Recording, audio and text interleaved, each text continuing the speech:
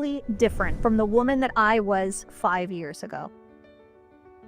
So let's rewind back to September of 2019.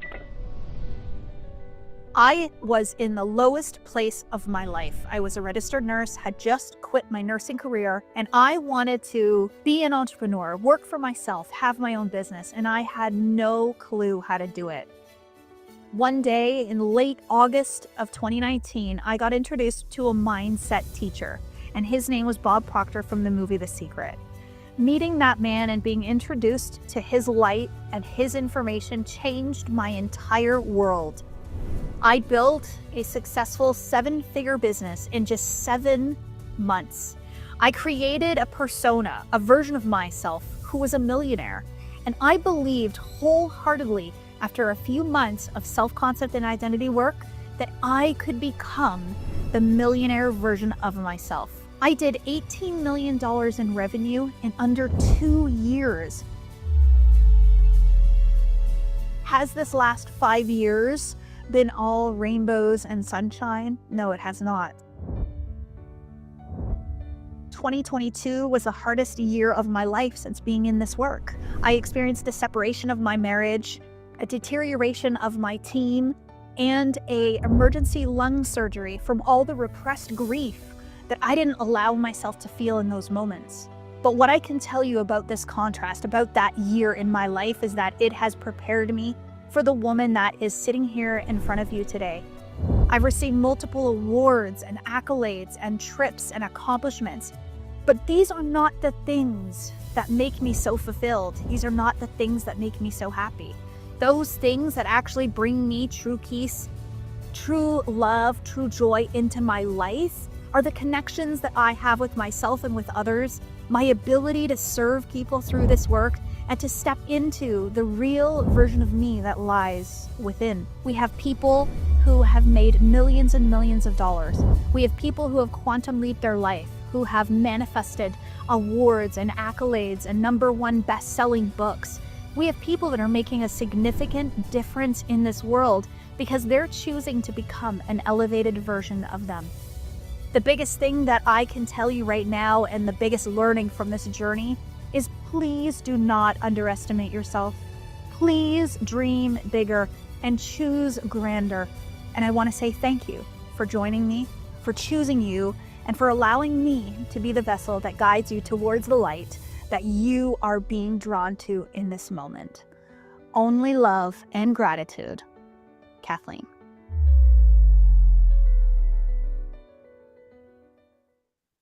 Good morning, good evening, good afternoon. How is everyone? I am in beautiful Toronto, Ontario, Canada, downtown Toronto, actually.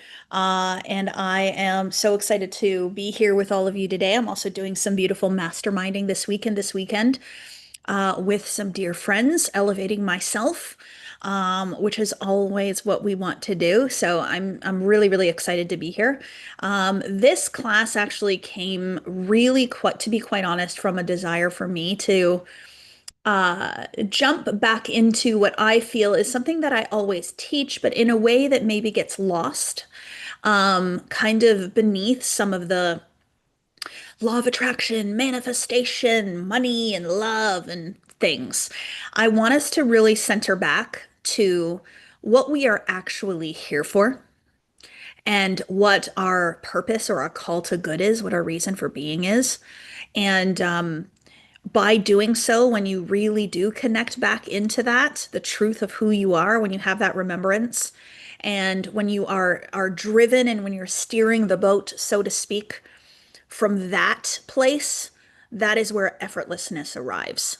So the effortless CEO, it sounds crazy. Like, what do you mean? Like, to be a CEO doesn't sound pretty effortless. That actually sounds pretty hard. It sounds like a big job. And it's going to take a lot of time and a lot of stress. And so it's this duality, right? It's the duality between the feminine and the masculine. How can you say on one hand that it's effortless and then on the other hand say that you're a CEO, a chief executive operator or whatever? What does it even stand for? Anyways, I don't even know. But it's so beautiful and so magical when you allow yourself to actually let that sink in, that there is a place where life can be both soft and rest can exist, and love can exist, and joy can exist, and playfulness can exist, and effortlessness can exist, and love and relaxation and time with family can exist. But this other piece of building an empire and running the show and driving the train and really, really building something for humanity that's big and powerful and limitless. Both of those things can exist at the same time. Not one has to be, it can be both. And so I sit here today as a woman who has literally built an empire. You cannot say that what I have done is not that significant. It is significant and it is above average what the most people will do. But I did not do that in my hustle and grind. I did that in my effortlessness. I did that with my feminine energetics paired with my masculine energetics. I did that with God's involvement, not by myself. So this is so beautiful. So what we are going to do over the next 2 days is we are going to let God back into the equation. Okay. Spirituality meets personal growth and development. We're bringing God back into the equation. We're bettering ourselves with God alongside this great presence, this source energy, the universe, whatever you want to believe. We're going to bring that back in because that is where effortlessness comes. When you dismiss God from the equation, you go into hustle and grind, you go into fear, you go into worry, you go into work hard. We're not doing that anymore. Okay, so that's what this next 2 days is going to be about. It is about allowing yourself to hold both of these things, both of these energies, and to be able to move yourself forward in these energies and make a significant impact on humanity. So this is not for someone that wants the easy way out. This is not for someone that wants to sit on their couch 24 hours a day and collect money and not do anything for humanity. This is for people that really want to influence change out in the world, want to make a difference, but they also care about what the journey looks like for them. Okay, so this is for the person that wants to impact others, but also wants to have a beautiful life for themselves and for their family. So I'm going to give you some homework today that's going to pair those two things together beautifully. So stay tuned for that. I'll give that to you at the end of the call today. So first thing I want to do is just give you some of the logistics of this event. So we are going to be live here on Zoom and on the YouTube channel for 2 hours each day, today and tomorrow. So today we are 10 to 12, tomorrow we are 10 to 12 Eastern Standard Time. The replays will actually be up immediately on the YouTube channel. So they literally just go up as it's up there now on the YouTube channel, and it'll be up there 5 minutes after this is done. But you will also, if you've registered, you will get a formal email that gives you a link to the replays. It also gives you a link to, if you want to speak to anybody on my team, is also on that page. We often will put our playlist on that page as well after the event is over. And then any promotions or offers or enrollments that we have coming out of this event will also be on that page. So stay tuned for that email. Check your junk. That's where the more formal replay email will come to you. And it's kind of like a landing page. We put it all in one place for you so you don't have to second guess. I think we put the homework on there too, but anyways, if we don't, we should. But anyways, so that's the logistics of this. Now, I don't do this by myself. I have a beautiful organization of individuals that support me and guide me along this journey. All of them are beautiful souls that have been in my frequency, calibrated to my beautiful source energy, I would call it. We've all gone into this kind of like God zone, the pure love zone, and we're here to serve you guys. And so my team will reach out to you via email. They might call you, they might send you a text message to make sure that you have everything that you need in order to get through this training really, really well and get the most out of it. And then if you do desire to go deeper, they're here to help you go deeper. Oh, I am here. Thank you, Deborah, for your support. Beautiful. Right. So beautiful example. Deborah on the team is supporting Nadine, telling her that she's here. She's showing up for herself. So this is what my manifestation mentors are really, really good at, is helping you to stay the course, to keep you accountable, to be the mirror for you, to show you maybe where some of your blind spots might be. They're not here for pressure or for stress or for overwhelm. They're here for support and for love. And so, if you desire to go deeper, to go further, please reach out to them. Please respond to them. And if you don't know who that is, you haven't heard anything, because sometimes the emails and stuff get lost, you can fill out the form to book a call with our team, or you can DM on Instagram, or you can comment here if you don't know who that is. But they're here to support you. So, some of the most beautiful ascensions that we see in our community come and begin from a single phone call with a member of my team. So don't be afraid of it. It's not anything to stress you out. It's to assist you. And then the other thing that I hear all the time is, I don't want to waste their time. Oh, so you're wasting our time, are you? What do you mean by that?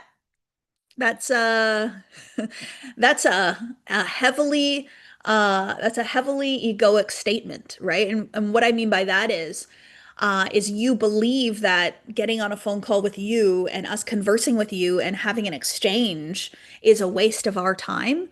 Um, we're here to help you. And so nothing is ever a waste of anybody's time. And where else are you saying that in life? Where else are you thinking that you're a waste of time in someone's life? Not a true statement at all. So I would venture to say, break through that habit, break through that pattern, and allow yourself to rise up, okay, out of that. It's not true. We all have so much value and worth. We have to see it. We have to see it. The other thing that I would love to do today too is begin with a prayer. So if we can please put our hands on our hearts and close our eyes. I always pray in a certain way, because this is what the divine has really, really stressed to me over and over and over again, is to always pray in a thank you. Right? So we are not going to pray in an ask format. We're going to pray in a thank you format, because our asks are always delivered. Our asks are always answered, right? And so when you say it in that place of responding to an answered prayer, that calls it in even faster. And who told me that? God told me that. So that's your answer. Okay, hand on the hearts, please. We are all today here together, and we want to say thank you. Thank you for your divine light and love. Thank you for allowing us an opportunity to ascend together, to become better with one another, to identify each other's limits, to allow us to see what we cannot see, and for the divine messages that are about to come through for us all. Thank you for showing us the truth that we are limitless, that we are infinite, and that we are here to make a difference together on humanity. I thank you for the growth that is about to happen, the growth that is already happening, and all the growth that has occurred. We thank you for everything that is about to come into our lives, for the magic and the miracles that are unfolding right now in this moment as we choose to elevate together. And so it is. Amen. Beautiful. Okay. So, what I want to do first, before we go deep into what effortlessness is I just want to ask, how many of you are here live for the first time? If you are here for the first time and you've never been on a live event before, please let me know in the comments. We've got quite a few that are first time. Good. Okay. So, welcome. You're about to be activated. You're about to be evoked. You're about to probably feel something you haven't felt in a long time, or maybe you haven't felt before. So I'm grateful that you're here. What I would ask for anyone that is here for the first time, I would just get you to answer this question. Am I willing to consider new beliefs about the world and about God? Am I willing to consider new beliefs about the world and about God as I'm on this call today? Yes, yes. And I'm asking you this because if we are so rooted in the way that the world has always been, and in our idea of success, our idea of achievement, our idea of what God is, what love is, what abundance is, if we are deeply rooted in the way things have always been, we are going to be trying to paddle upstream. Okay? So the first thing is to have an open mind. I am willing to consider new beliefs. I am willing to consider new beliefs on this topic. And what's so beautiful about that is as soon as you say that to yourself, you answer that question, you will let the mind open up. Okay, so maybe there's something here that I haven't heard. Maybe there's something that hasn't existed before, and I want to be open to that. Once upon a time, we used to drive in cars without seatbelts, and we thought that was okay, and we thought that was normal and good. Okay, my dad sent me this picture of what a car seat used to be when it was first invented, a car seat for a baby. And I had to laugh because I thought, oh, this is such a beautiful example of like old beliefs running the show. And we would look upon it now and think that that's absolutely madness. But my dad sent me this picture of a car seat of a kid that was hooked on to the outside of the car. It wasn't in the car, it was the outside of the car. And it was like, well, the baby has the better view when it's sitting outside of the car, right? It gets to see the trip more. Craziness. And we used to think that that was okay. So I'm using this as an example to say, like, this is how I feel about a lot of our old success principles. I really feel that it's the car seat outside of the car. Like hustle, grind, work hard. You got to earn your way. There's no growth if it's not hard and uncomfortable. Stress is a part of success. If you aren't stressed, then you're not working hard enough. All of this crap. Like all of that is all old beliefs. And you'll look back on it one day and you'll be like, I can't believe I believed this. Right? And so this is where I want us to be in this place that we're willing to see what maybe we can't see. We used to think smoking was fine. We'd smoke in an airplane. Oh my gosh, if any of us went into an airplane right now and somebody was having a cigarette on the airplane, we would lose it.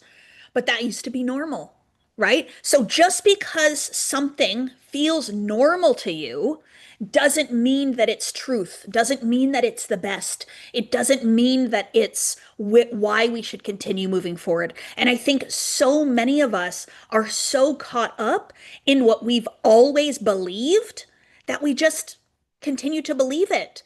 And so if I can be the one that's like over here being like, wait, maybe not. Like, let's think about something different, then I have no problem being that person. And I want all of you to be okay with being that person. If you want to be a trailblazer, if you want to be a pioneer, if you want to be somebody that is doing what the average person is not doing, you have to be okay with going it alone. You have to be okay with going first. You have to be okay of stepping out when nobody else is doing it, right? That's true leadership, is to start a movement and do something that nobody else is doing and everybody around you just thinks you're nuts. And that's okay because one day they'll look upon you and go, wow, she wasn't so nuts after all, was she? Right? And that's the place we want to be. So it's an identity, it's a way of being, it's a way of existing, right? To be so bold, to be so daring, to be the one. Neil Donald Walsh, he calls them idea heroes. Oh, love that, right? So who's out here sending out new ideas into humanity? Who's here to say, hey, wait a minute, this war and conflict isn't the truth. That's not real. That's not how we're supposed to be living. Abundance and prosperity is what we are meant to experience, not poverty, right? Somebody's got to say it. These are what Neil Donald Walsh would call idea heroes, the ones that are willing to bring new ideas to the world, to humanity, to elevate humanity, right? And so we get to do that. We get to be that. And that's the ripple effect. But is it going to be uncomfortable to be the one that goes first? Maybe the first time you do it, second time you do it, but eventually you're just like, oh yeah, that's me. I'm the crazy one. I'm okay with it. Right? And then it just becomes natural, easy, and effortless for you to show up that way. And then it becomes the truth of who you are. I wasn't always like this, you guys. I just want to make it really clear. Everybody seems to think that like Kathleen Cameron has always been this like bold, daring, secure, confident woman. And of course she's successful because she's inherently like that.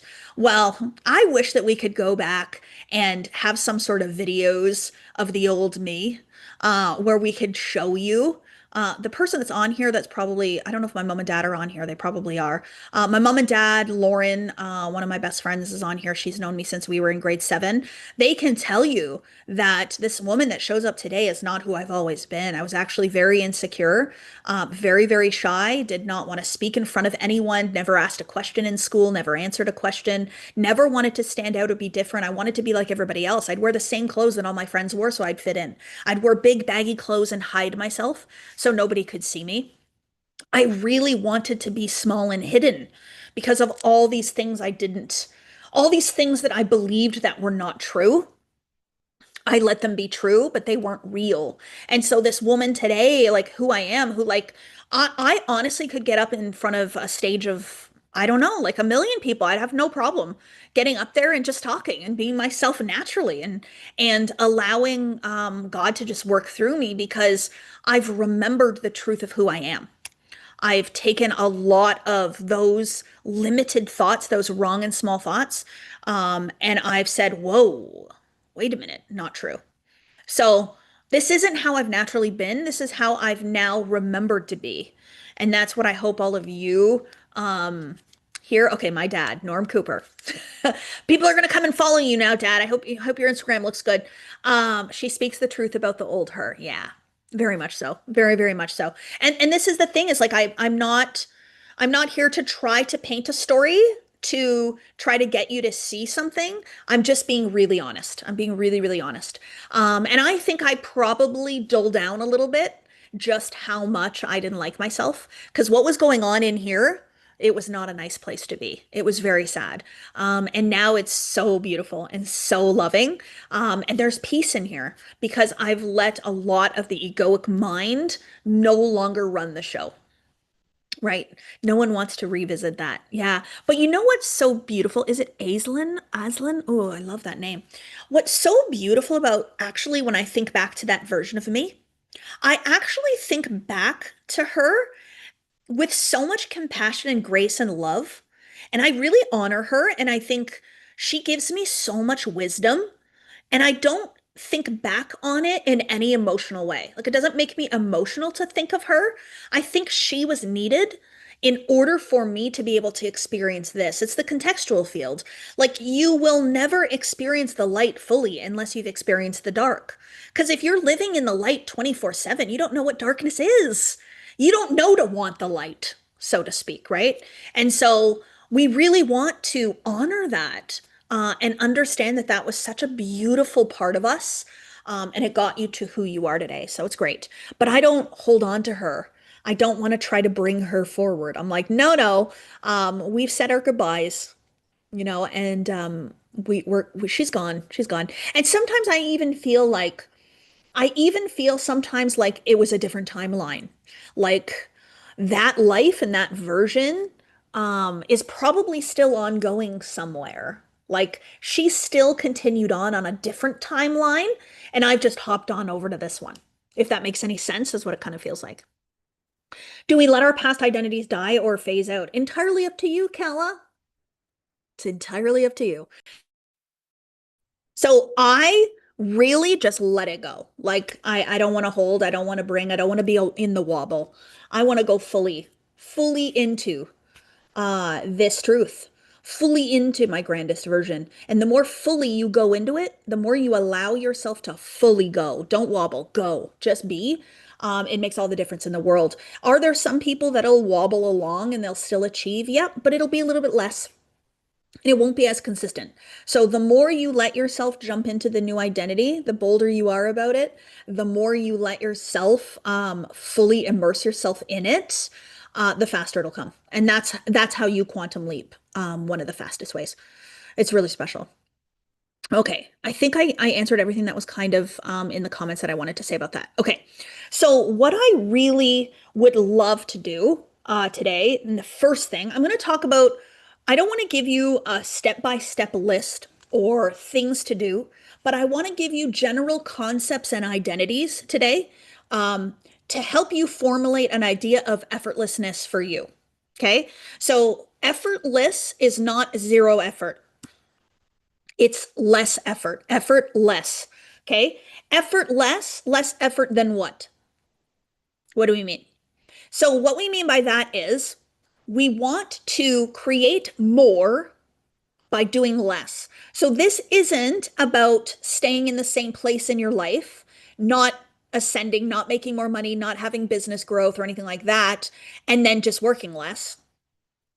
This is truly about understanding that you want to expand, you want to ascend, you want to grow. So, you want more, right? We want more. Yep. But we want to do it with less effort than what we've currently used in the past to get us where we are. So the current model or the way in which you've created your life today and the current belief systems have gotten you to where you are, right? So the amount of work that you've put in, the amount of effort that you've given, the amount of hours you've put in, the beliefs that you've had, how much you show up, those are all according to what you've currently believed. And so, with that type of model, so I have to work harder I work, the more money I make. Success comes to those who are disciplined and committed and work the most number of hours. The early bird catches the worm. The person that works the most is the most successful. The person that experiences the most stress has the most money. So when I say I'm a millionaire, what do people think? Oh, she must be busy and stressed. When I say multimillionaire, they're like, oh, really busy, really stressed. Billionaire, they're like, I don't want that life. Billionaire life. That's too much. But what you fail to recognize is the more money you make, the less you actually work. Why? Because you pay other people to do all of the things you once did. You're not doing it. Like I gave this example on Millionaire. I went for a morning walk on yesterday morning at my house in Toronto. And well, I'm not in Toronto and my house is north of Toronto. But anyway, I went for my morning walk and I come back walking up the driveway. And our house is a 7,000 square foot house on a 3 acre lot in the middle of the country. And I walk up my pathway and there's a whole bunch of cars at my house and a whole bunch of people. So there's a guy there who's emptying the septic tank. There's the gardener there that's doing all of the garden beds, cleaning them all up, pruning them. And then there's a third truck there, which is the guy that's mowing the lawn and getting rid of all the leaves and everything. So three different companies are at my house at the same time taking care of my house and my property because I'm not doing it. Right? So, and I just had this moment of like, oh, this is effortlessness.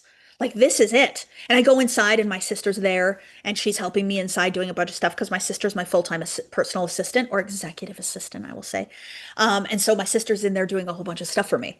And so this is what I mean by when you have belief systems in the mind that tell you that something is going to be a certain way, you move from that belief forward.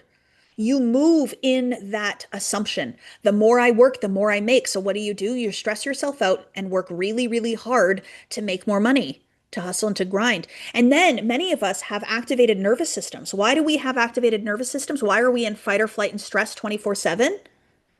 Because we think that once we stop working, we stop achieving. As soon as we slow down, as soon as we stop, as soon as we take a break, we're not going to be creating anymore. We're not going to be building anymore. We're not going to be productive. And then our body tells us, oh, you're not good enough. You're not worthy. And so you only feel good enough and worthy and like a productive member of society when you're working. I had this friend in Calgary. I should reach out and see how she's doing. We were both managers in healthcare, and both of us were high achievers. We both wanted to climb the corporate ladder in healthcare administration. We both had master's degrees, bachelor's degrees, a lot of education. We were always learning and growing. But every single Saturday and Sunday, she spent those days with her family. They would go to the mountains, they would go hiking, they would go tubing, they would go snowmobiling and skiing. And she spent every day, Saturday and Sunday, with her family, having fun and joy and adventure. You know what I used to think about that? She doesn't want to achieve what I want to achieve, does she? I'm gonna work on Saturdays and Sundays and I'm gonna get ahead. Look at her wasting her time over here having fun when she could be studying, growing, working. She's not going to get as far in life because she's not working as hard as I am. That's what I believed. I used to look upon her and think she's not going to make it because she's having fun with her family. That's the belief I held. Crazy. Oh my gosh, that's like smoking in the airplane, man. Yeah. So now I look upon her and I'm like, this woman had it figured out. She's going to go way further in life with that belief because she's allowing herself to rest. She's allowing herself to have fun. She's prioritizing family and her at-home life. She's present with her kids. Like, it's a completely different way of thinking and being, and she's achieving so much now. I've looked upon her a couple of times, and she's just ascending and ascending. Now, she hasn't quite gotten to the levels in which I've experienced now, but this is because I've broken out of the old programs even more so, right? And expanded even past. And so instead of now being in healthcare administration and working my way up there, I've actually created my own complete empire and life and community and experience just from a different level of awareness, belief system, and understanding. So I just removed an even bigger lid off of it all. I keep going and keep going and keep going, right? And so that's where I want all of you to go. But can we see the difference between these old belief systems and the new way of being? And it's not new, it's just new to us. Okay? There's a lot of people that have been achieving a lot of things who have had this figured out for a very, very long time. But what does that mean for today when you don't have the millions of dollars to go hire the people to do everything for you? That's where I'm going to talk from today. Okay. So I'm going to talk over these 2 days of how Kathleen Cameron, the one that didn't believe in herself with the old patterns and programs, got to the place today now where there's the millions of dollars to hire all the people and the place of effortlessness. Okay. And that effortlessness begins today. It doesn't begin when the money's here. The effortlessness begins today.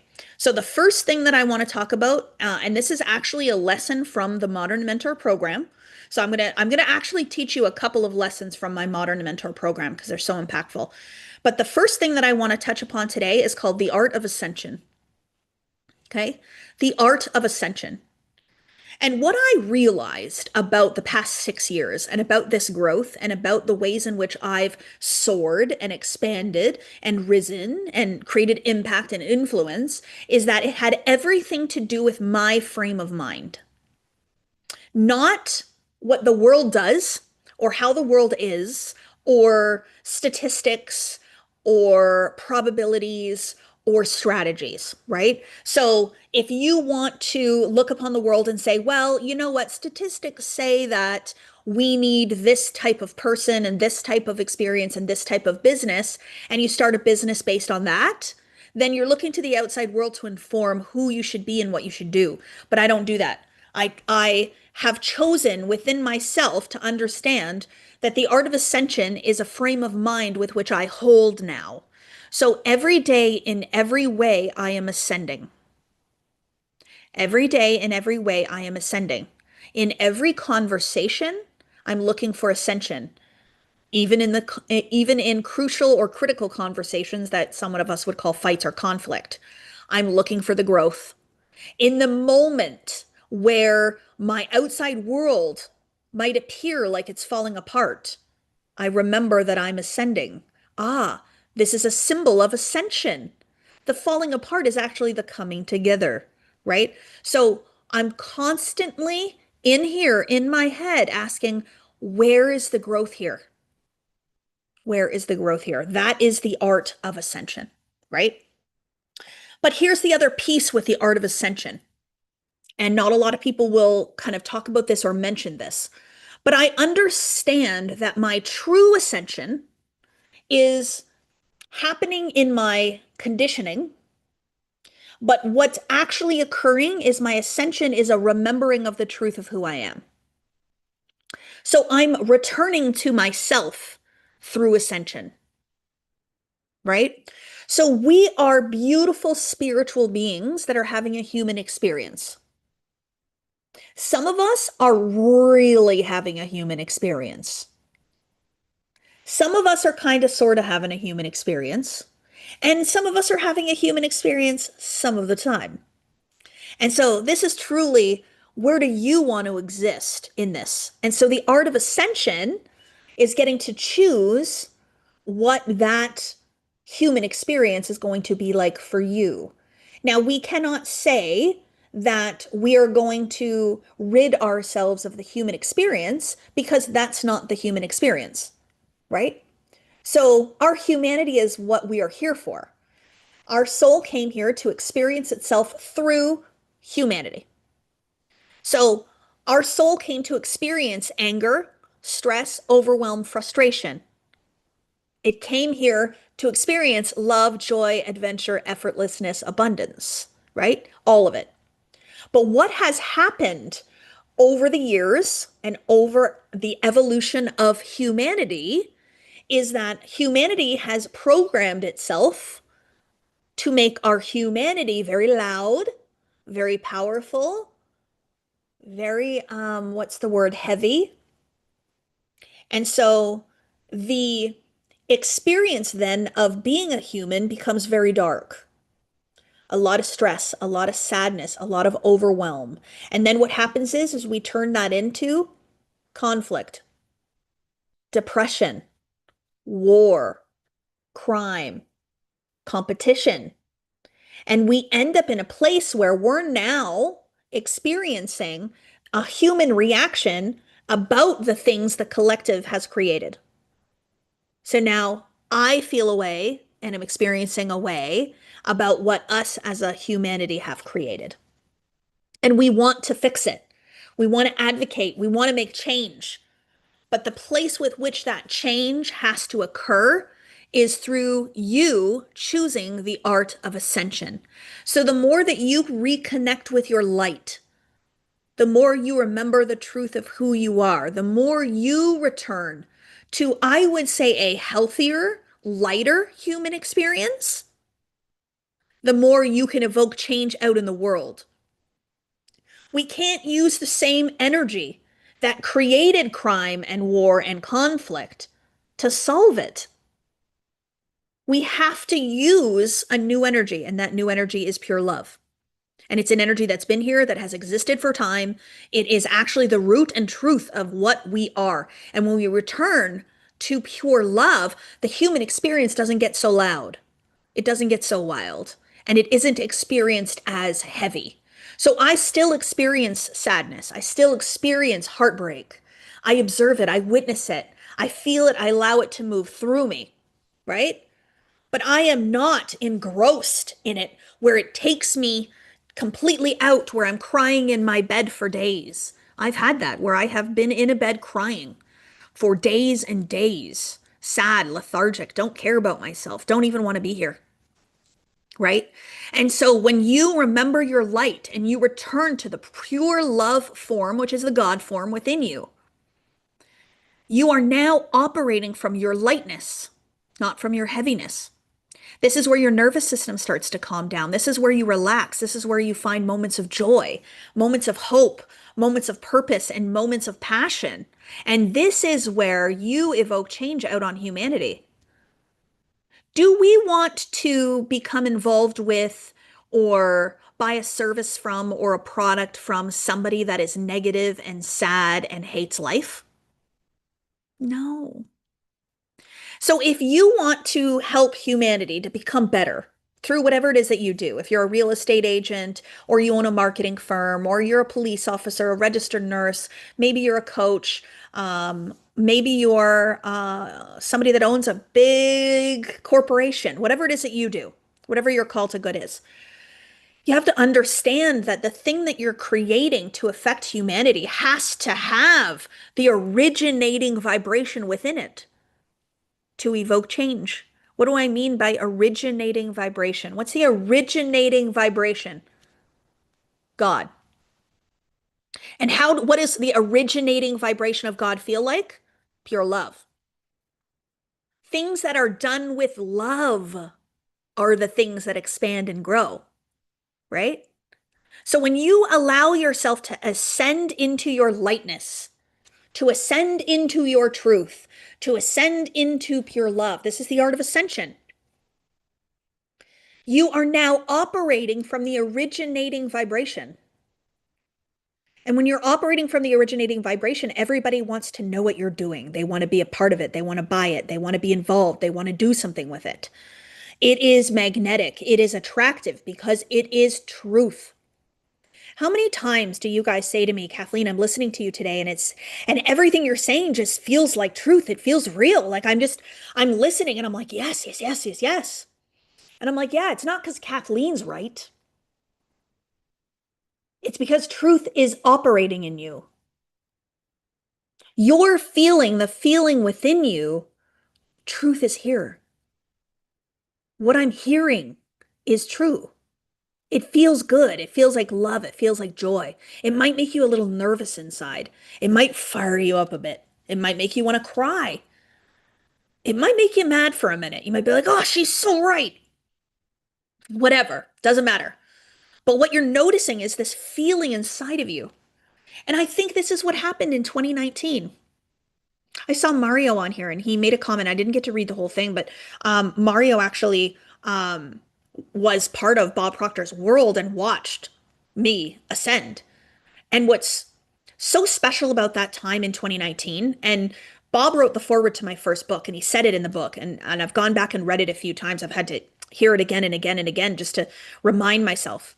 What actually happened in 2020 when I launched my coaching business, I launched my coaching business. I got my first client December 31st of 2019. And by December 31st of 2020, so 1 year later, I had 350 students in my courses. And that was $3.3 million in revenue, but 350 students, that's the impact. And so to go from one to 350 students in a year's time, I've gone back and I've looked and I've asked myself, what the heck happened? Like, and everybody was like, what is this woman? What is she on? And it was like a flurry. People were reaching out to me every single day asking me, what are you doing? How are you doing this? And some people wouldn't believe it. Some people were like shooked and shocked and it didn't make sense. But when I look back on it now, Bob said that I put my ego aside. I put my ego aside. That's what he wrote in the foreword of my book. I put my ego aside. And when I put my ego aside, I was able to just take off, explode, right? And so, what I see that as now, when I put my ego aside, I let pure love rise, which is the originating vibration. So, in allowing God to come in, that God energy, that God feeling, that true essence, the spiritual part of me became powerful and potent when I became aware of it, when I recognized it, when I perceived it. It was always there. But it's like the power didn't spark up, the light didn't come on until I believed. And as soon as I believed, and that's why I talk about the Matrix, Neo at the end of that movie, when he suddenly is like, you know what? I am him. And then the magical powers come. That's what I feel like happened here. So he was able to dodge bullets and I was able to make millions. So I think it's like that type of energy of like when I believed in it, it all came, but it's the originating vibration. It's the art of ascension. And that's why the art of ascension isn't just done in the mind. This isn't just about success principles. It's not about peak performance. It's not about just discipline and commitment. And I can't teach you the effortless way without teaching you one of the most powerful parts of the effortless way is to let God back in. Okay, we are not alone. We are not doing this independently. This is a co-creation. But what I know to be true is that God is there to support me, but God is not going to intervene unless I ask for it. God is not going to come in and do what I say or ask or decree unless I let that happen, right? Are you making room for God to do God's work, for God to do its Godding, right? Are you allowing all the forces of the universe? That's what Bob used to call it, the forces of the universe. I never forget that call where one of the coaches said to him, Bob, I'm really frustrated. My business isn't growing. And he says, why on earth would you want all the forces of the universe working on the idea of frustration? Why would you want that? And I went, oh, true story. Because as soon as the person said it, I was like, oh my gosh, why would you think that? Like, why would you have that thought? I'm going to talk about thoughts a little bit further on. But it's so powerful, right? So what you're thinking of is what you're creating. What you believe in is what you're creating. Are you thinking from possibility, potentiality? Are you thinking from everything is working out, everything's going to be amazing? Or are you hoping and wishing? Or are you thinking, oh, it's probably not going to work, but we'll try anyways? Oh my gosh, no. I launched my business fully with the belief that it was going to be successful. There was no other option. Like, and I mean no other option in here. There was nowhere where I was like, well, maybe it won't. No, it was done. Full belief, radical, full self belief.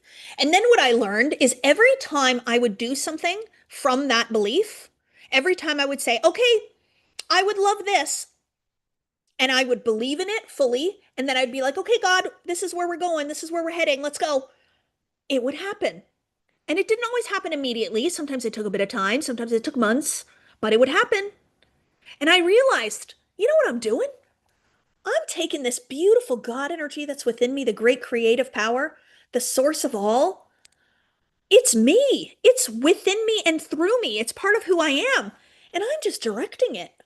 I'm saying, okay, we're going here. We're going there. We're going here. We're going there. And God's saying, yeah, we are. Okay, yeah, let's go. And then the times that I would go into dis-ease, or the times that I would go into stress and overwhelm, the times that I would go into fear, you know what God would do? Oh, okay, yep, we're going there. Okay. I'm gonna fuel that one. I'm gonna fuel that limiting belief and thought. Oh, you're afraid your business isn't gonna go well? Okay. Yep, that's the truth. So this is what I mean by like you have to actually ask for God's involvement, but then you have to actually tell God where we're going and what we're doing. God loves you no matter what. Pure love. God asks for nothing in return, not the God that I believe in. So what we have to understand is we have the free will to choose which way we are using the God energy within, which direction we are fueling it towards. So we have an opportunity to allow that energy to come in. And you can do that in many, many ways. You can do that through prayer, you can do that through asking, you can do that through journaling. But the most effective way to guide and direct source energy is through your state of being. If you are being success, if you are being abundance, if you are being love, if you are being joy, if you are being incredible growth and magic and miracles, if you are being all those things, you don't have to ask God for nothing because you're being the originating vibration.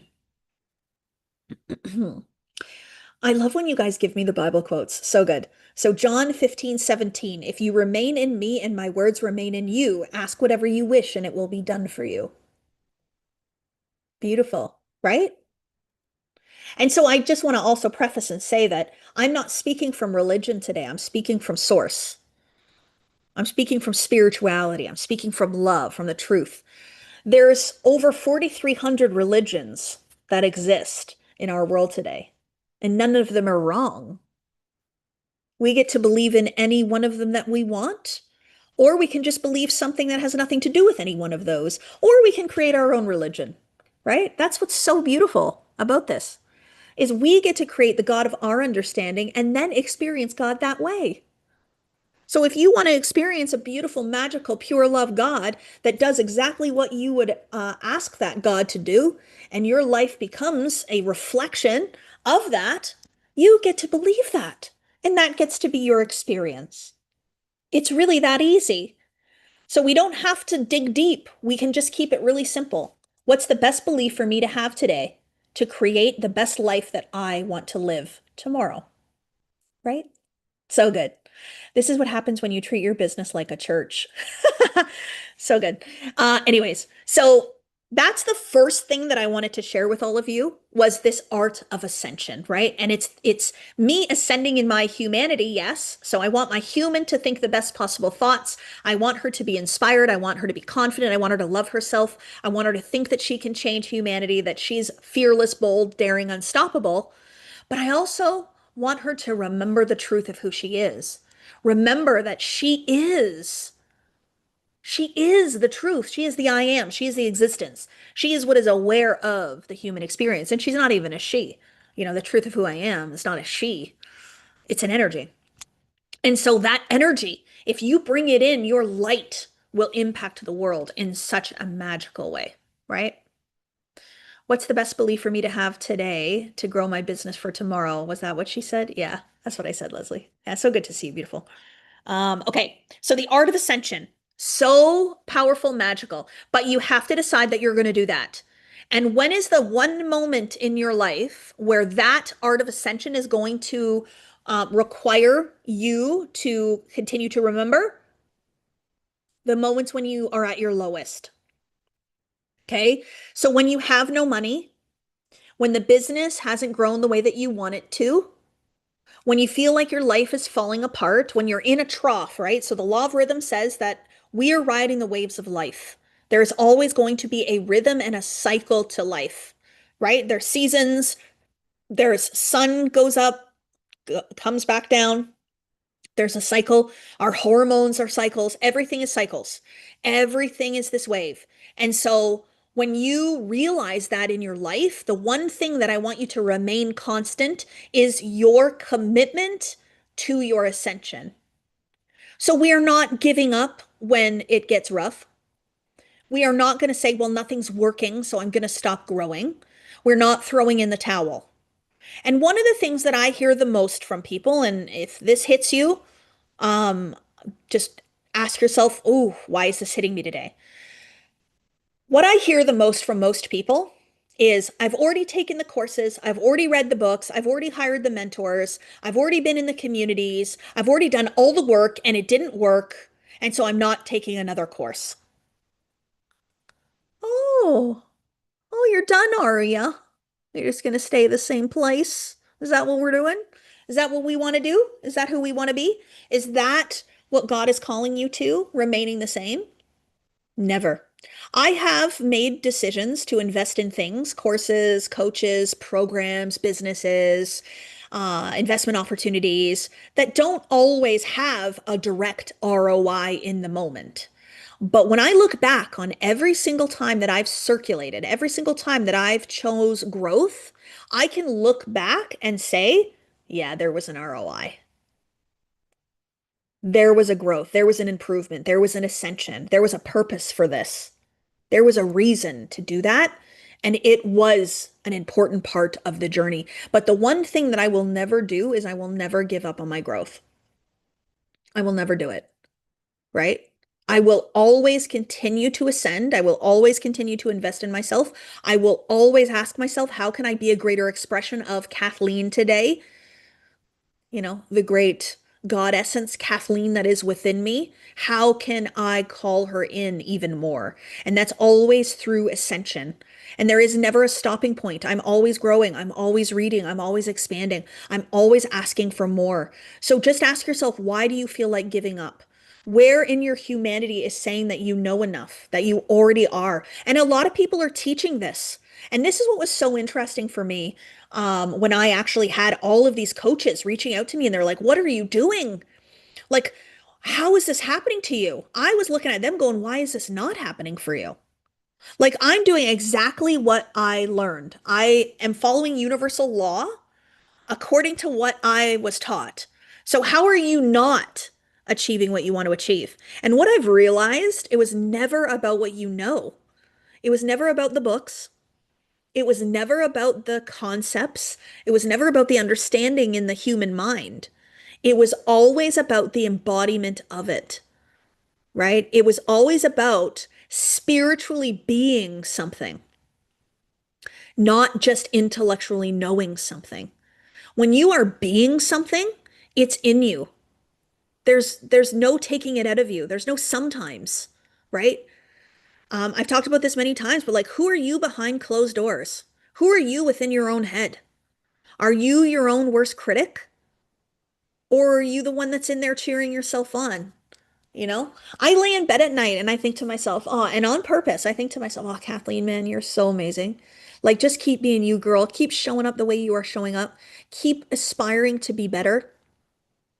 You really are an incredible spiritual being that has now mastered the art of her human experience. Don't ever lose sight of that.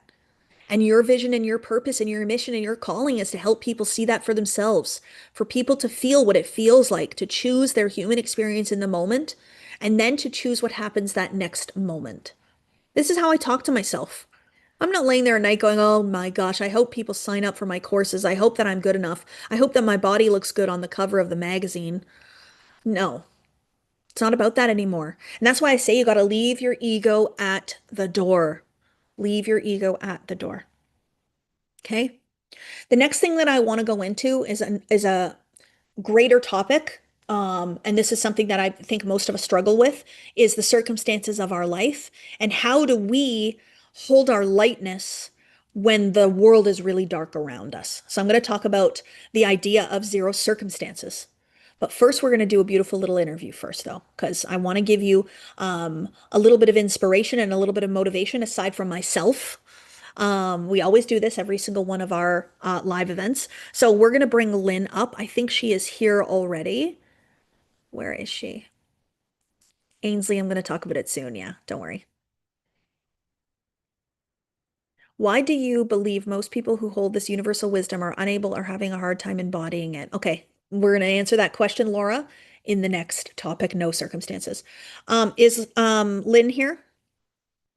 Have we found her? I'm waiting for the team to message me. Oh, there she is. Oh, Lynn, how are you? Can we hear So you? good. Oh yeah, we can So hear you. good, Kathleen. It's so Hello. it's so beautiful to see you. You too. I loved meeting you at CEO Day. Your energy, you're like a bright light. Thank you. I'll receive that. Yeah. I think what's so beautiful is anytime anybody says that, um, what I actually hear is that I removed a lot of the heavy conditioning, patterning, and programming, a lot of those belief systems that were keeping me small. I've removed them and I've returned to lightness, to brightness. And I think that's what people feel in my presence is this feeling of like, wow, this woman isn't in the heaviness of the human. Like this woman isn't all up in her head. And it's true. Like I really am in this like gratitude place. I have moments for sure. We're all gonna have moments, but I bring myself back very quickly. So thank you for that. Lynn, I would love, love, love if you would just share with everybody, what led you to come into our beautiful family, and where were you before you kind of began with us and with me? Okay. So I have a company called Inner Hero Healing, and it is something I quit my corporate job for about 6 years ago. It just blossomed. And I help people release any imbalances that are holding them back from thriving and living the life that they love. So a session can look different each and every time because it's spirit led. It really depends on what the person needs. So I was running that very successfully for about 5 years, doing the same thing, loving it. I, like you, knew failure wasn't an option. When I quit my corporate job, I said to my partner, I'm not even asking you. I'm telling you I'm quitting my corporate job because I know if I ask you, you'll give me a different opinion because you're not me. And so I didn't tell anyone. And I just had, at the moment I got rid of the corporate job, the space opened up. This is just how it works, right? You know that. You talk about that all the time. So I'm running that for about 5 years. And then I'm like, I need to do more. I don't really know how to do more. Like I just knew I needed to do more. And when I first saw you, Kathleen, it was at Bob Proctor interview in 2019. And I saw this beautiful soul. And I saw how you were talking about how you were teaching this to your children. And Bob was asking you the questions. And you were so definite on everything. You were so certain. Even though I knew you were new, you were already in it. And then I've watched you over all time, all these years, grow into this, grow and change into this. So I wanted some of that. I was like, okay, I know I'm meant for more. I was doing one-on-one sessions, no joke, 80 of them in a week. 80 a week. That is insane. And this is a part that's kind of, I was proud of it. I was proud of all the work I could do because I was a grinder, I was a mover, I could shake her, I could get things done, right? Oh yeah. And I thought, you know what? I want to be able to expand more and give more in group settings and be more me. Yeah, I was connected to spirit. That's how I could do all these sessions because spirit, I was using spirit's energy. Yes. However, I knew I needed a shift and I knew I wasn't doing it the best way. So Yeah. when I went to your CEO day, I met Deb and she looked at me and she said, "You're crazy, girl. You don't need to hold all this on your own. You need to look at this differently." Yes. Yeah, yeah. And it's so true, right? But because you had a certain idea of what success was, that Hmm. meant book my calendar full so that I don't have any other space in there for anything else to come. And then, you cap your income then too, because you're exchanging time for money, right? That's the thing. I didn't want to do that anymore. I wanted to be expansive, Yeah, you right? wanted to expand. Yeah. Yes. Wow. So CEO Day, what was the biggest shift that occurred for you at CEO Day? What was the biggest awareness? I know we didn't ask you this question, so you're probably not prepared to Yeah, answer no, now. I'm great with it. I've thought Okay. about this so much. So I went there. The reason I went there was because you always talked about the connection with source, and that's why I went there. I thought, okay, she's going to talk about that. And that wasn't really discussed. What happened when I went there is I realized I had already arrived. When I sat beside you, I knew you were a peer. And I'm like, what? Not that you're up on a Yeah. pedestal or Yeah. anybody, but I knew that taught me I arrived. And since then, I have had people, very well known people in the industry, their main assistant come to me. It just happened this week and ask me for, can you help me out? Can you help me out with this presentation I'm going to do? And I went, that's what you showed me that I already arrived. Yeah. And then that's where, like, when you believe and you become aware that you've arrived, that's where all the opportunities then match the belief. So that's why it's not somebody outside of you telling you you've arrived. It's you believing in your arrival and your presence and your significance and your power and your impact. And then all of the doors open up that were closed from the idea that you haven't arrived. Yeah, because Yeah. why? You thought you had me invited to the table. I know now. I make my own table and I invite them in. I don't wait to be invited. Are Yes. you crazy? Lynn, that's so beautiful. And this is what I know to be true without a shadow of a doubt. And this is like the knowingness that you saw, like the conviction you saw on the call with Bob. I have this way of just now knowing that what I believe becomes the fact. So, what is the best thing to believe instead of trying to manipulate the fact, manipulate the belief, and the fact becomes true. So now you have proof that when you believe something, the outside world, the circumstances shift to match what you believe. So Very powerful. true. Very true. So what is next for you now that you've gotten to this place where a lot of those, and you didn't just come to CEO Day, you also did a bunch of other courses too. So you've been Oh, doing this work for a yeah. while. I've been doing this work for a while. I just mentioned CEO Day. I have done Modern Mentor Yeah. twice. I love it. I have done The Rise. No, not The Rise. I'm sorry. I Am Health, Effortless Way, Yeah. and now the new in-person one, Wealth from Within. And Yeah. each time, like when you talk, just like you say, like it's this knowing, this truth, and it just feels so good Yeah. because so many times in the programming, there's just all these lies, and we get caught up on all these lies. And if it doesn't make you Mm. feel good or tangles you up, then guess what? It's a lie because you know the truth. It warms your soul. Yeah, so good. Warms your soul. I love that. Hmm. So Hmm. that is so beautiful and so special. And you can see the shift now between who you always believed that you were and this arrived version of Lynn. So what is Hmm. next for you now as you kind of project that arrived version of you out? So I did redid my website. The old branding didn't work, had a photo shoot. Of And course, so the you grew out of website's it. up. Yeah, it grew Yeah. out of it. Yeah. So I've just opened up a new program from chaos to calm. And believe me, I'm the leader for that one. And you know what else? You tell him. I'm in your book. I'm in your new book. So we're gonna do Oh, that. We're gonna make a stop. bestseller. Let's go. Yes. Oh, good. Volume 2, My Manifested Life, is going to be coming out next year. And so Lynn is in it. We haven't announced who's in it, Oh, but Lynn is. was that a No, secret? it's okay. No, no, gosh, no. You can tell the world. You can tell the world. No, I'm so happy to hear that. That makes me so happy. So now your story will actually be shared out now into the world of who you Mhm, were and who you remembered you are and how that's impacting humanity. So mhm. watch out for Lynn as she goes out into the world. For anybody that is sitting here and they feel like they want to move forward and they have that feeling of more, that expansiveness, but they feel afraid to move forward, what would you tell them? Oh, I love this. I actually wrote something because I really tapped into my heart, but what I don't want to read it. So I'm going to ask you, you guys, close your eyes. And why? What's holding you back? Why are you afraid? Why are you afraid? Close your eyes and ask yourself, why are you putting off your grandest future? Why? Mm, Why would you do that to yourself?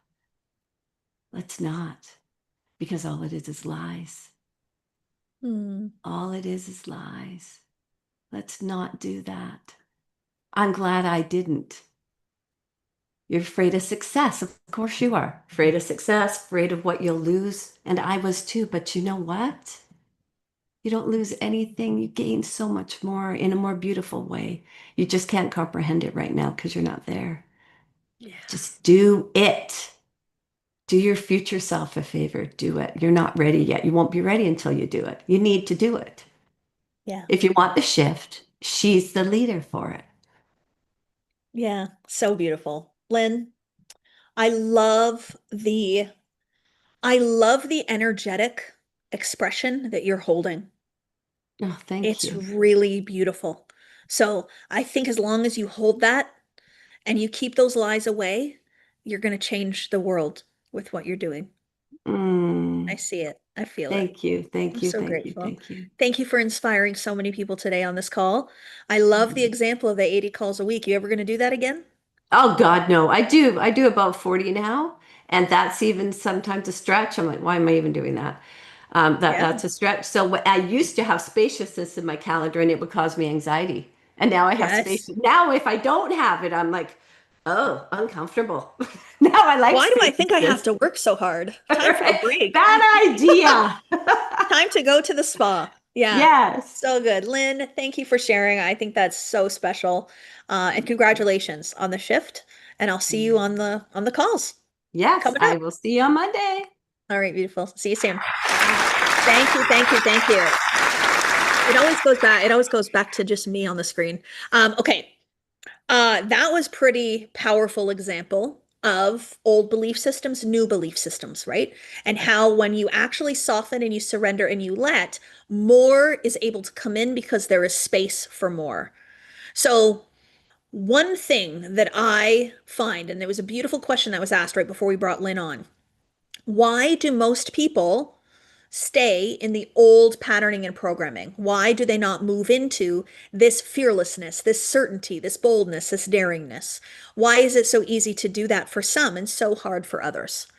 And there's one thing that I have no longer given any credit to anymore or any weight to, and it's a shift in what your gaze allows to be focused upon, right? So there are the circumstances and the events of your life. Many people would call this the real world, or they would call it reality. Okay. So, what we're witnessing, what we're observing, how much money we have in the bank, our current health status, how our relationships are in our life, what our business currently looks like, whatever it is. So, the way in which you describe your life, you would call your reality or the real world. Most people would. Most of the world would say that. I refer to it as the observed world or the circumstances of my life, or I refer to it as the 3D physical world. It's the world that I'm observing, but it's not reality. It's not the real world. It's not the truth. It's actually the past. Okay? It's actually the past. So, real creation, and when you're on the creative plane, you understand that every thought that you have today, every emotion that you hold, every action that you take, every word that you speak is a creative mechanism in play. So I'm creating tomorrow by the thoughts that I'm having today, the energy that I'm in today, the feelings that I'm having today, the words I'm saying today, and the actions I'm taking today. They create my tomorrow. Would we disagree with that? How could we? Like, it's universal law, it's the law of cause and effect. It's true creation, and it's understanding that everything that goes on today influences what happens tomorrow. So, if that's true, and we can see that and we can understand that, then tomorrow is created by today, which then means that yesterday was created by when? Yesterday was not created by yesterday. Yesterday was created by the day before yesterday. Follow this with me. So, if I'm looking at yesterday and I'm upset about it, and I'm frustrated about it, and I'm sad about it, and I start thinking about it, and I start talking about it, and I start telling people about it, and then I take action because of it, I'm taking yesterday and I'm making it my tomorrow. Okay, so yesterday becomes tomorrow. And this is the cycle. This is the hamster wheel. This is the habits that keep occurring over and over again. So when you say, oh, that always happens to me, here we go again. What we're doing is we're reacting to life. We're having an emotional response and reaction to life. We're thinking from the circumstances of our lives. And then we're creating from the circumstances of our lives, and we're making tomorrow just like yesterday. I called it Groundhog Day. So, if we know the cycle, and we know that this is true, and this is what we're doing, and this is what is happening, the moment that we can change the cycle and send it off in a new direction isn't yesterday, it's not tomorrow, it's right now. So when you say, I'll do that tomorrow, you're saying, okay, but today I'm going to stay in the old, which means tomorrow is going to be the old. So every single time you choose to wait until tomorrow to do the thing, you're now saying, in 2 days, I'm going to be that. In the next day, I'm going to be that. The next day, the next day. And then tomorrow you say no, tomorrow you say no, tomorrow you say no. And so what you're essentially doing is you're never changing the cycle, right? You're never changing the cycle. You're staying in the cycle. You have intention of changing the cycle. You have awareness of the cycle. You're watching it, you're observing it, but you keep choosing to be in the cycle. So the first thing is to understand that everything that has happened to you in your life from the present moment past, it's already done. It's already occurred. A past version of you created it, manifested it, built it, let it happen. It has already occurred. It is already done. There is nothing that you can do to change it. Can you? No. So why the heck are you giving it any time and energy? Why are you looking at it? Why are you replaying it? Why are you analyzing it? Why are you talking about it? Why are you giving it any of your negative attention or time? If I look back on the past, there's one thing I'll do with it. Is I find the evidence in the past that creates what I want. I find the good in the past and I bring it forward. I don't look upon the past and go, well, that was a mistake and that was a failure and that really sucked and that's a trauma and yada, yada, yada, yada, yada. I say, okay, it happened. It's over. It's no longer who I am. It's no longer what I desire for my life. So I'm going to think from a new idea then. I'm going to think from what I would love instead of what has occurred. I'm going to think from what I would love instead of what I'm observing. Okay? So the truth is as the imagination sees it. The truth and reality and the real world is what you would love to occur. You're just so focused on what already happened that you're not calling in what has occurred. Okay, so here's an example. So I had a woman ask me this question, and it was very, very profound moment for her because she had this realization. She said, you know, Kathleen, I've always been a really good manifester, and I've manifested $1 million, but I lost it. And now I can't manifest anymore since I lost it. Okay, so that's the story of the past. She manifested $1 million, lost it. And I think lost it in a way that wasn't good, like that gave her emotion. She lost it in a way of like there was a story around it. You know, like she squandered it or it got stolen or something like that. I can't remember. But the story was I was able to manifested $1 million, then I lost it all, and I'm a failure and I can't do it again. Okay, so that's the circumstances of her life. So she's sitting here on the call explaining that this is what happened. How do I move forward? I said, okay, so let's look upon what happened, the story that you're telling, and let's tell a new one.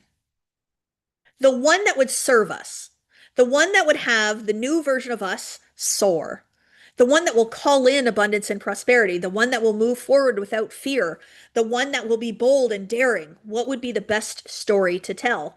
And so it took her a little while. She's like, well, I don't know. I said, tell me the good parts of it. She said, well, I manifested $1 million. And I said, yeah. Hard stop. Like, stop there.